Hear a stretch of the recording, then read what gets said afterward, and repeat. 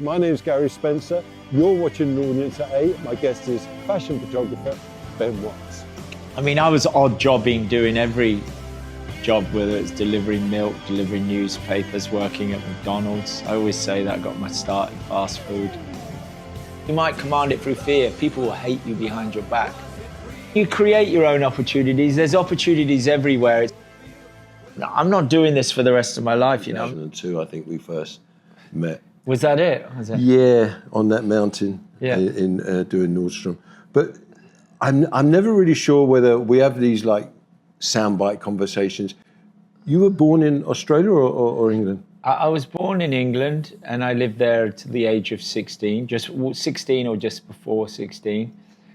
And then I moved to Australia in 1982. And then sort of when I lived there for 10 years, and in between that time, like 1986, I returned to the UK and worked, just summer jobs I worked on. So you was in Australia till your mid-20s? I was there, yes. No, not mid-20s. I went back, yeah. Wow. And what kind of jobs were you doing then?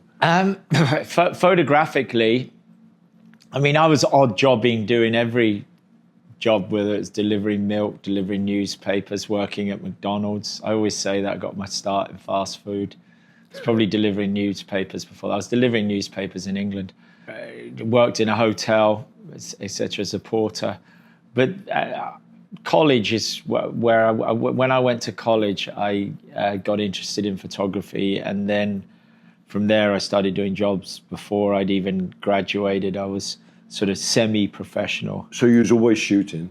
Yeah, I was shooting as a hobbyist, as part of the course. It was an elective, but I tackled everything through a photographic sort of approach. And I was actually reminded by one of the lecturers, and she's a great woman, a Scottish woman. She said, "Ben, this is a visual communication degree, not a photography degree." But my answer to that was, then why is photography part of it? And surely if it's visual communication, then I choose the language which I wish to visually communicate. And that's clearly photography. Looking back on it, it's always good to get poked and tempted and provoked, because it will sort of make you think and it will make you answer, you know. Right. So I was happy that she did that. Irritated me at the time. I remember it vividly, but looking back or weeks later, I thought, yeah, good, because she provoked me and I gave her a suitable answer in my eyes, and it certainly worked out. I did well at college. I've worked. I was working on projects professionally while I was there, using the college studio, using all the resources. Was that in Australia? Yeah, in Sydney. And I really think that was a great birthing place for me to sort of launch my career. And also the college that I went to, you know, regardless of whether it was a photography degree or not, I couldn't have imagined better circumstances which to springboard a photographic career. Right. There's probably more opportunity, right, as well, for you to get out and shoot more there? So, I mean, you create your own opportunities. There's opportunities everywhere. It's what you make of the landscape and how you navigate through it and react to it. But certainly there was. And that's where you got your first buzz for doing outdoor and lifestyle. Yeah, and that type my of early vibe. photography definitely captured, and it still does, the Australian optimism.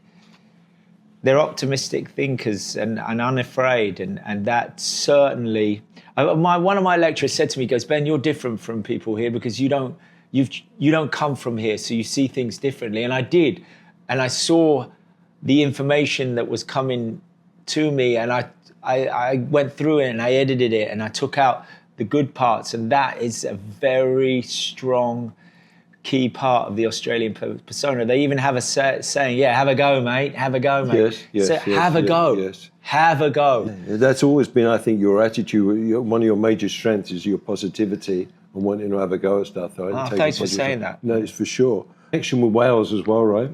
I grew up I lived with my grandparents after our father died, and we moved up there and lived to my mum, because my mum was very young, so she got a second wind she met my stepfather, she rejoined the workforce, and sort of it was just they took us on, and it was good, and I went to, it was more than Wales, it was deep North Wales up on the island of Anglesey, and that again was an experience. It was tough, People don't realize this unless you're there, and you only have to come not only from another country in the UK or another town, and there's a different way to address you, and that might be discriminative, and that might be make people's choices. That might be like, why can't I get on the football team? I'm playing better than half these guys on it. Why? Right. Because I'm not Welsh. They're putting Welsh people on their team, and I'm like, you know what? I still go to the school. I need to be on that. I should be. This guy shouldn't be there, you know. But that only made me want to succeed more, But these are all subliminal messages they you're are, getting. Mate. They are. They're definitely. You notice it. Ways. You notice it. You don't. Yeah, you're different from them, and they see that as something, as a dislikable thing, to a degree. Not. But then later, when I returned, I was welcomed so much by everybody, and I thought, hey man, well, this is very different from when I arrived. So it's not, you don't walk into anywhere and command respect. For you sure. earn it. Of course. You command it. You might command it through fear. People will hate you behind your back, and they'll make things worse for you. What would you say was your big creative influences when you were younger? What was stimulating your creativity when you were younger? You know what? My mum always, first of all, music, and a lot of that in Wales. The fact it was back then, it was about the sort of like northern soul and sort of the Wigan Casino, and I noticed that the dress code, the baggies and the flares and the leather trench coats and bob haircut and the patches on the bags, the Adidas travel bag and stuff. And I thought, this is why are all these people dressing like this? And then I heard the music and I'm like, this is great.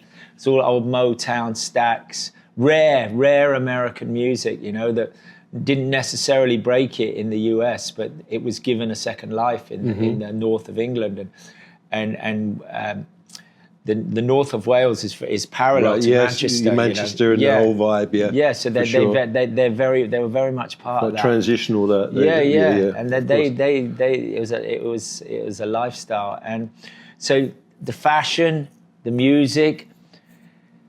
Then my mum was young, and she still had always like the Face magazine, ID magazine. That was later when I became, I'd already addressed it. I got into the mod culture. I had a motor scooter. I sort of embraced sort of like soul and ska. So you in London at this time now? And I moved back to London, and a good friend of mine was lodging at my mum's home, and he was a mod. And he was into music, and I idolized it, and I'd go around on this scooter, and I wanted my own scooter, and I dressed the part, and I was a rude boy, then I was a mod, and then I went to Australia, then we moved to Australia, and they had a mod scene there, and I was just fully entrenched in that. And it was just, it was great times. It was all, and these cults and these fashion cults are sort of largely music and fashion is part of it. Of course, you're going to get into a creative way of thinking. You're around a lot of people that are really into it. It's not just, this isn't just whimsical shit. No, it's part of it. It's their way of life. No, it isn't. It is a way of life. We lived for the weekends, and it was all about it, having the right scooter. I had my scooter all chromed out. Spent, even at the age, I'd have been like 18 or something, or maybe even younger. I was getting my shirts tailor-made just shit like that. It made me proud, and that people don't think about it. That's no small feat, Talking like before I'm even 21. Okay. Yeah. Okay. I was like riding around as soon as I could legally be licensed, and I was riding it illegally before that. I was on my scooter riding around. I used to ride to school on it, you know. Oh, wow. Yeah. No, nobody had tried. They were all on the bus. They had no idea. They're not in pubs. I was in pubs before. Right. I was going in pubs by the age of 14. So your first excursion to America, was it New York? Hang on. Yes, it was. When I was very young, I came with my mum. Okay. But I actually went to seed school. for you? What? Did that plant the seed for you even then? It freaked me out because it was just so noisy, I remember. And coming from like a small village in Kent, you know, on the commuter belt outside London, it was like, whoa, New York's something different. Yeah, even now when you get outside of the airport, it's not like London. It's not like, come on, all these people making all these comparisons. Get over yourself. Just, you come to New York, put a blindfold over your face and just listen and tell me you get the same. Smell it, listen to it. Tell me that your senses aren't more overloaded than they are in any other city in the world, you know, Western city, I'm sure. Yeah, no, I you know, when people have asked me about New York, and I say, well, you got to understand that when you're growing up in England and you're my age, you are fed on a black and white TV that New York is the biggest, it's the best. And it is. And it's Kojak and it's all those things. Yeah, Kojak. So that, you know, if you got the chance, you had to take that chance no matter what came of it. Yeah. It's just something that happens, I think, to us in the UK, right? We're just fed that everything's bigger and better and it's faster and it's just an attraction. But it is. Yeah, it really is. Yeah. And that's why sometimes I get like, dude, don't even come at me with this comparison because it's really futile. I appreciate it. You should have pride in whatever city you come from. But don't try and enter into a competition about because it's not. It isn't. Great music out the UK. Great, amazing. All the good stuff, all the culture, everything. But it's not the same as New York. Yes. Nothing is the same as New York. Before you went into photography full time, what job was you doing then, Ben? Before I got into photography full time, well, I was working in nightclubs. Was you really? Yeah. I was working on the door of nightclubs, all the trendy ones, and that was a gateway. Was that in Sydney or in London? Sydney. No, yes. in Sydney, and it opened so many doors. And because you know I did the Hippodrome, right? Oh, really? Yeah. I remember going to the Hippodrome. Yeah. That's funny. Okay. And did you? People don't realize that when you do a door of a nightclub, you find out a lot about people, right? Like you talk to everybody and you find out different personalities and who's going to be aggressive and who's not going to be. You just find out a lot. Well, you know how to you become like a sort of, I'd say it's like a politician in one way or another. But what I did is like I worked in all the good places like around Sydney, and I'm not like blowing my own trumpet. It's just a fact I was getting asked to work in them, you know, and we knew the right crowd to let in, and I knew who was who and who wasn't. And I'm not doing this for the rest of my life, you know. Sure. The pay's not bad, and you did have a lot of power, and it did go to my ego and stuff. Because back then, we had more power than the DJs and stuff. They were just playing. You know, that was my club. They were, you know what I mean? Like they were my background, those guys. And I had first dibs because I'm out the front. So, you know, like that was just like, it was just amazing. I know, there's great stories of doing doors. There's all sorts of angles. Oh my God, you could make a whole sort of reality show on the stuff that went down. If, you know, we'd have like massive crowd and people don't queue as well. That's an English thing. They don't queue. Everyone masses the door like this, you know, like so. So you have to pick people out, and then you make, you know, a route for them to come through or call them through, you know. And if you step up and you're not called through, then you definitely. That's all changed nowadays. I mean, that was my gig at the Hippodrome. Be like, that person, blah blah blah blah. But that's all changed now, right? People don't stand for that anymore. But back in the day, no, they do. But they didn't really. Then everyone would get mouthy and come with this and come with that. Some of the crap that you listen to, and then people bribe you, and that's okay too. And then, but why'd you let him in? I'm like, shut up, man. He gave me $100. here's 20. And like, no, I want 50. And they give you like 200. I always tell them that they give it less and they give it, because otherwise they start screaming and crying. So it's just, anyway, I let people that worked in the fashion industry in. Right. And then I called them and got their phone number. Yeah, and they did help me out, you know. And you started to shoot. Yes, and one of my other mates was also aspiring and stuff. In I think he was like aspiring director and stuff. And he's just he wouldn't even let his own mum in the club kind of guy, you know. And he would be like, no, and I'm like, John, you're going to be doing this job for the rest of your life, man. Get with it. You only have this opportunity. What was the turning point for you where you thought, you know what, I could really make a go of this photography thing? Well, just between that, doing it at college and using the thing, because I was at college still while I was working on the door, and that helped pay for you know, like accommodations and stuff. And and then I started getting jobs, and then I would be working at night, and I'd be working till like, sometimes I wouldn't get home till 5 a.m, and then I'd have to be on set at like 8, and it was just small things. It was like this one guy used to come down the club a lot. He ended up having a massive publishing company. He actually ended up owning Face and stuff, and you know, and he's like, Ben, yeah, come down, and then they'd always be really rude. You go in there, and they'd be like, oh, one of his friends, you know, because they knew that he liked to go out and hang out, but he was actually the owner of the whole publishing group.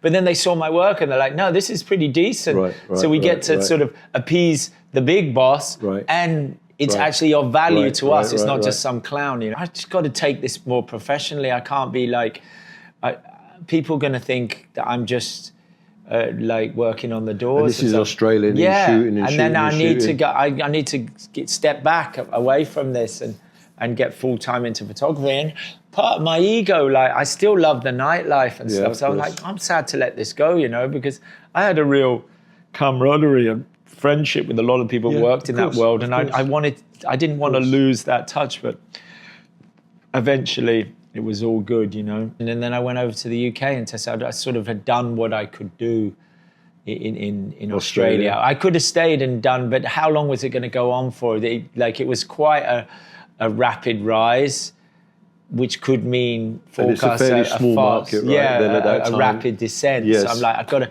Like, now I've grown my wings. I've got to fly, you know, because if I don't, I'll be here, which isn't a bad thing. But I wanted to go, you know, and I was still young. And I remember speaking with someone I consider a mentor that I did a college project on, this photographer, Grant Matthews. There's a lot of great photographers there, Graham Shearer, Grant Matthews. They were the kings, and I used to look at their pictures, and I spoke to Grant, and he was pretty friendly. At first, he's kind of a bit standoffish, but he respected my my curiosity, and he shared with me. He goes, Ben, like, just go there. You're younger, and you're willing. My tolerance of things as a younger person. When you're younger, you have a lot of tolerance. Like, if I had to sleep on a couch, that wasn't going to bother me. If I had to be, you know, I was broke, that didn't bother me. My lifestyle in Australia was good, but if I had to set back my lifestyle in order to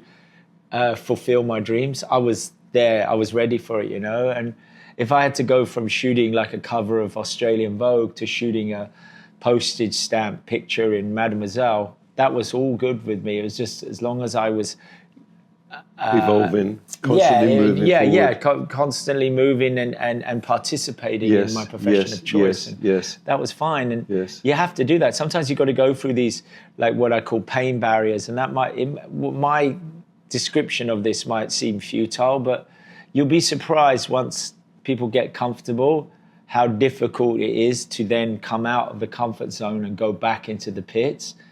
And that's something, I mean, I've never really had a problem with it. If I've got I always say, sometimes I roll big and sometimes I roll small, but it don't matter as long as I'm rolling.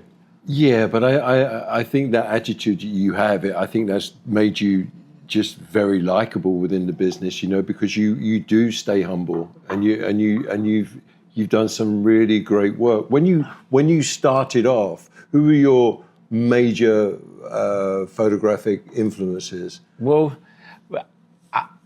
first of all, one of the reasons I came to New York was Vibe magazine. I wanted to work So you're with Vibe shooting a magazine. lot of urban stuff. Yeah, I did, but the Vibe was like what we say, like the urban Vogue. It was just an incredible publication. It was breakout publication, using great talent, and the people that worked there were just really, they were very talented people. It was just an amazing publication to be working for back in the 90s, and just to be around and then see where these people went on to. And George Pitts, who was the photo editor there at the time, I pestered the hell out of that guy, like he's not with us anymore, bless his soul, but he gave me a break, I was, borderline annoying. I kept calling him. Back then it was voicemail. I kept leaving messages.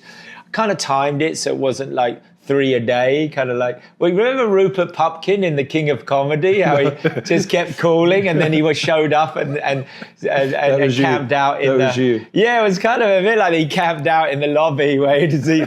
I didn't do that, but that's what not to do. Yeah. But I certainly was on that kind of enthusiasm level where I kept calling. And he said to me when I finally got through, because back then that everyone's phone number was on the masthead of the magazine, so it wasn't hard, for me to get it if you took interest. And he goes, "You've been calling me a lot," and I was like, "Yeah, I have." And I really think if I could get some time, if you had a moment and I could come in, and I think you'd agree it's worth your while. And he goes, "Well, who have you been working for?" I said, "Sky Magazine." And he said, "I'm not a fan." And I said, I stopped. I was like, I honestly, I'm not either. But the assignment I had was, the submission I made was something of personal interest. And that is why I took the job on. I'm proud of the pictures. Right. It's the pictures that I'm proud of. And he's like, "Listen, Thursday, 3 p.m., come in." He goes, "I'm glad you pestered me and came down here. I'm glad you were persistent." He said, "I'm glad you were persistent because there is work for you here at Vibe." And I think it was Ditto, or he was the art director. He came over and I met them, and Graham, Derek Proco. Right. He was like a London guy. He was working at the Face magazine and got on so well with him. And it was just, we just felt, and it slowly everything started fell into place. It was organic. Come into place from there. Yeah. Your book, is it Big Up? That is based a lot based on that, right? Yeah, it was my scrapbook kind of stuff, and that's what I showed to George, and he was very receptive of it, and that's why I say if people come at you asking for stuff and asking for time, if you have time and it doesn't cost you anything, then just do it. It's not it's not a deficit. It's not a deficit. Yeah. I can't stand, I've been around so many people and I've watched them, they've been so protective of their time and so protective of, it's like, what are you protecting? You're just being selfish. You're not protecting anything. This person wants nothing more than just a simple, it's not taking anything. It's costing you nothing. It's not taking anything away from you. But it means a lot to them. That goes back into your general attitude of people. It does. But I'm around a lot of people that I do see play these stupid games. And it's very broad. The people you surround yourself with is very broad, and I think that really helps in your influence and your work as well. Right. Would you describe yourself as a lifestyle photographer? Yes. Or a fashion photographer? I'm a lifestyle and fashion photographer. I certainly wouldn't say I'm only one or the other. I wouldn't. I have a certain way of shooting fashion, and some sort of sophisticates might like to sort of say, "Well, you're not fashion," and I'll say, "Well, then tell me what fashion is," because I'm fashion to a T, man. I'm one of the most fashionable people out there without trying. Yes. So don't come at me with any rules. Because you're on that cutting edge all the time. But anyone that cavaliers as something or whatever, you better be able to back it up. I'd never do that. Yeah, sure. What was the job for you which you felt changed everything for you? That took you somewhere else that you thought, wow, I could really push on from here? Yeah, well, that would be early doors in Australia, where Nancy Pilcher, Lincoln's Pilcher's Oh, okay. mother. Yeah, she gave me a break at Australia Vogue, and her and Kathy, I've forgotten her second name, she was the art director. But basically, Nancy was making the decisions. She's like, talk about optimism and just, you know, and forever they did use Graham and Grant, you know, but they gave me this fashion story, and I had only just departed from the nightlife world, but I brought in a lot of people, interesting people from that world, and it really made some pictures that were different from what they were used, but still good, still going in that Australian, optimistic, sort of healthy, you know, fun sort of approach, and it was good. It was standout work, and I received a lot of you know, positive comments and a lot of credibility, like creative credibility from doing that and doing a good job of it. And in fact, I got another assignment from them. They started using me regularly. If I'd done a bad job, it would never have run, and then I would never have been called again, you know. But I got called in again, and Nancy, I went into the office. She goes, Ben, come into the office. I went into the office. She goes, we got a letter. We never get letters. We got mail saying how, because back then there was no email and stuff. Yeah, She goes, sure. saying what a refreshing story and great. She goes, Great. did you write that? letter? And, you know, I thought, you know what? No, I didn't. But I'd like to take credibility, because had I even thought of that, I'm not beyond that. Yes. I would go in now and put like 20 yes. letters in the mail from different, you know, postcodes. I'd have spent my week driving around mailing letters, but I honestly, that something like that gone right over my head. I think you market yourself very well. Yeah, well. but And there's it's a lot always of guerrilla touch marketing humor. you can do that's off boundaries and stuff, and it does make a good impact. And I'm certainly not above it. When my first book came out, like Virgin Records was a big place for like music. Was the first one called Big Up? Yeah, Right. and I went in every one of them, and a lot of time it was, but I made sure my book was right at the entrance. And if I had to physically move it, then I was doing that. I was walking around with big things, and no one asked me anything. So I'd come to some store people, attendants would be like looking at me. But I mean, if you walk with confidence and authority, no one's going to question it. They might have thought that I was a regional manager or something. So that wasn't stopping. I just went in there, put my book right at the front, and I mean, I have no evidence that it helped it at all, but I can tell you what, it certainly didn't harm it. So you're in New York, you're doing the stuff for Vibe. Working with Mademoiselle magazine. Right. Trying to get some advertising campaigns. What was your first big advertising campaign where you thought it was big? Yeah, I was working with Nike. Okay. And then we went around the world, and it was bloody great. We were going out to Oregon, and it was like a new part of America that I That's could never perfect for you, even think of. Nike, right? Because it's so outdoors. Yeah, it was. And It was really good. And I got on really well with the people that worked there. I ended up working with them a lot, going to Brazil, going to China, going to Taiwan. Went to London. Went to the Den, photographed Casey Keller. Oh, right. Okay. Yeah. Okay. Greg. That's gritty over there, the Den, for sure. Yeah. One of the groundsmen tried to give me some aggro, and I'm like, dude. They do at Millwall. Shut up. That's just the way it is. No, I was then. kicking the ball about. He goes, do I have to? I'm like, do you have to? I'm like, I don't, but it's really none of your concern either way. We went to a Brazil training day,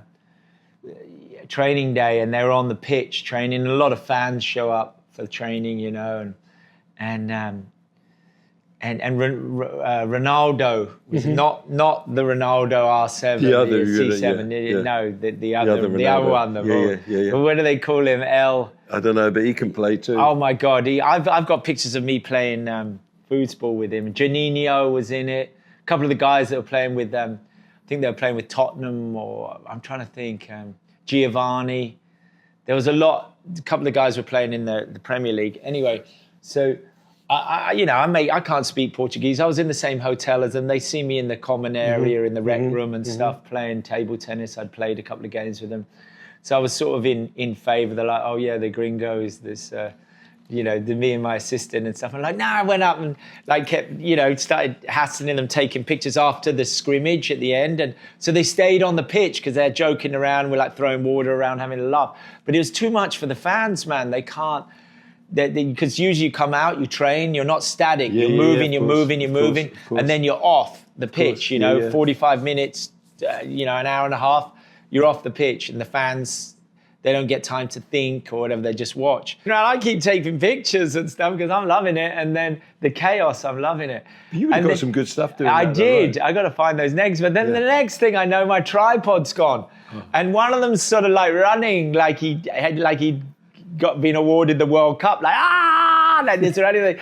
But my assistant ran full face and tackled him down and grabbed him back. We're like, I got him back, you bastard. It's great times. And then Greg ended up putting me in, what year is this, his Ben? book. What year is this? 98, maybe 97. When did you decide to, like, this is it, New York, this is where I'm going to base myself? 95 when 95? I came here. Yeah, I came here to be here. No, right. I didn't come to New York to go live in Boston. These were crazy times, and Greg was, he was running the soccer. He ended up being the global marketing CEO, and he included me in his book, Right. And the emotion of design, it's a top seller. Anyways, he goes around the country doing forums, and the guy's like had stacks of experience. He's just incredible at what he does, and but they were good times, he was coming up then too, and I got on with the women's soccer team, and I was shooting the US men's soccer team. We were talking about the women's one was the one that Mia Hamm was on. Yeah, Trish, that was a good side. And Brandon and stuff. They won the World Cup. Yeah, they did. It was a good side. And I had I'd like to think I had a pretty sort of inside relationship with them, When you get a job come in, does the creative process start mulling around in your mind, or do you wait and speak to the creative director? Now it's very much a collaboration, and sometimes they're asking for mood boards and a treatment. Back then it was more what you'd think was a naive approach, but it wasn't, because they know how to match personalities. And it's sort of like when you curate a party or a dinner party, that's how you'd create a photo team. Now sometimes they sort of want these kind of like project, they'll give you a project before, and that's fine. It is definitely the politics are more prevalent, and you have to be able to collaborate because there's a lot of creative thinkers on set, but it's always, there's one, when you get on an aircraft, there's one pilot that's flying it with the responsibility of that you arriving on time and getting to your destination. And creatively, that's a metaphor for, you're responsible for that. And they put a lot of responsibility in your hands. And I guess with the rise of digital, it's become, because back in the day when the photographer said he's got it, then he's got it, and everybody trusted on set that he's got it. They'd still tell you, take a few more rolls. The people at Next Pat would always say that, and I was more than happy to say that. But to do now that, everything gets scrutinized. Yeah, they see it. Everything they see it there, and that's good, because it means that you're going home that night knowing there's no element of surprise, because everyone has agreed that it's there. And sometimes it does sort of homogenize the creative process a little bit. There's a yin and yang in everything, isn't there? But largely it's an insurance policy when you're going away there. But now the travel isn't as much, because it's just the business is changing more rapidly than it ever has done at present, and it's not going to slow down. That's just the way it is. Are there still jobs out there that secretly you think, what, I'd really like to shoot? There's every job there is, and that's in my wheelhouse, I would like to be considered for. Yes, of course. There's nothing. No job is too big, or no job is too small. I just like to be creatively active and contributing and relevant in my business. I was thinking the other day, there's different friends of mine that have been in and around Keith Richards, and apparently he's always got a guitar in each one of his rooms, and he's never without his guitar. And I was thinking about you, in that socially, wherever you are, you've always got your camera with you, and you're always shooting. You know, it's not just a job to you. You know, that is part of you. No, it's more because you're always practicing your trade, and honestly, it's also a way of removing yourself from social engagement and picking the engagement of choice, you know, which is the camera. It can be used, it can be a disguise. So use it as a barrier sometimes. Yeah, or a disguise to, but it's always with a positive outcome. That's really interesting. It's always with a positive outcome. It's not a prop, and it's not because I don't want to engage. It's because I want, you know, going back to working in nightclubs, all my work was done outside and at the entrance. If I went inside, I didn't know what to do with myself. I hated being inside. Everything was outside. It was about people getting in and the conversations I'd have there and amongst other people in my business. Just like with photography, my conversation in a social environment a lot of the time is about me taking pictures and stuff. It's not. If we had to sit down and have a heart-to-heart and stuff, I'd feel very uncomfortable and stuff. Probably. Yes. I get that. So you have 3 books, right? 3 books out. Was it Big Up? What are the other ones called? Lick Shot. And 2 editions of Big Up came out, which was good. The hard copy's good. It's a collector's, but the Big Up. Lick Shot, and then I did another one, Montauk Dreaming, that's more about Montauk. That as it ages, it becomes more relevant because it's about sort of early pictures, and a lot of these establishments have changed and stuff. And people who have been around Montauk will remember them, you know. And well, I think you're solely responsible for the rise in Montauk, personally. I mean, you're like the mayor of Montauk, then. No, there's a lot of people. I would never, to use that word cavalier again as being. I think Andy Warhol was out there, right? Yeah, he was out there. With what sort of frequency, I don't know. The Stones went occasionally, perhaps just once. I don't know. I'm not there holding roll call, you know, and I have never been. Yeah, that's right. But there's a lot of people that have been out there, that are born out there, that live out there. So for someone like myself to announce myself as mayor, would be preposterous, and it would infuriate and irritate people. So I'd never do that. But what I can say is I've definitely become part of its fabric, and I've definitely sort of aware of a lot of things, not everything. Yes. And I've definitely changed my outlook on things that perhaps I liked and didn't like, and you know, for a while I did aggravate a lot of people within that community, and I didn't get it, but now I do, and I understand, and I don't regret it. I think you're being very humble. Yeah, well, I'd like to think so. I'd like to think that the majority would agree with that. If you could go back, would there be anything you would have changed, or would you have done exactly the same to end up where you are today?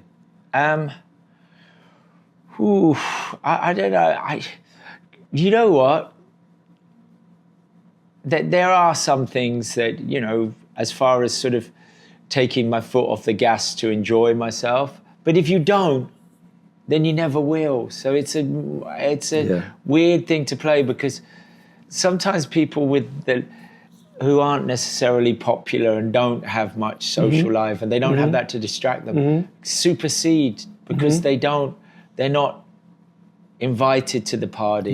Yes. They don't stay at the party. Agreed. Perhaps that I mean, like maybe, but I always wanted to, you know, because I wasn't at first, and I never did. And then when I did, I'm like, you know what, I don't mind this, and I used it for my benefit, and I didn't stay too long, but I think sometimes perhaps if I'd put more effort in and been less about sort of going out to these, but honestly, probably not. It's minor stuff. I mean, there's many things that I feel like I've fallen short of, but that's just what it is, you know. No regrets, and sure, things could be better, but they could also be worse. If you could give any young aspiring photographer any advice, what would that be? Or is there any particular one piece of advice? My advice would be stay focused and keep doing, keep moving, stay active. Don't get distracted. Don't think that there's, for a moment, there's any shortcuts. Believe in what you're doing. Pick what it is that you enjoy doing most and you believe in most, you yourself, and continually move in that direction. Don't be distracted. Don't think that you can receive sort of advice from social media or advice from even books. You know, it's important to read. The best advice you can give is you give it yourself by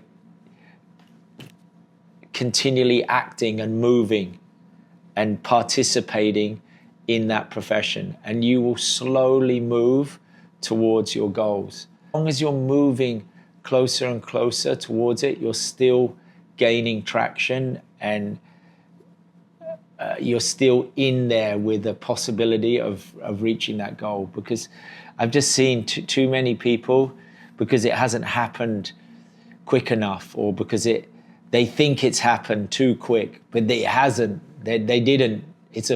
They got a false start, and then they arrived thinking they'd finished, but they hadn't. Right. It was an illusion, and they fell short and, you know, dropped out. That happens, man. It happens.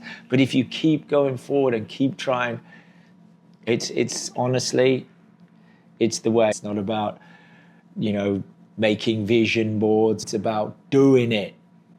Great. Just do it. That's a great way to end, Ben. Thank you, mate. All right. I really appreciate you being on.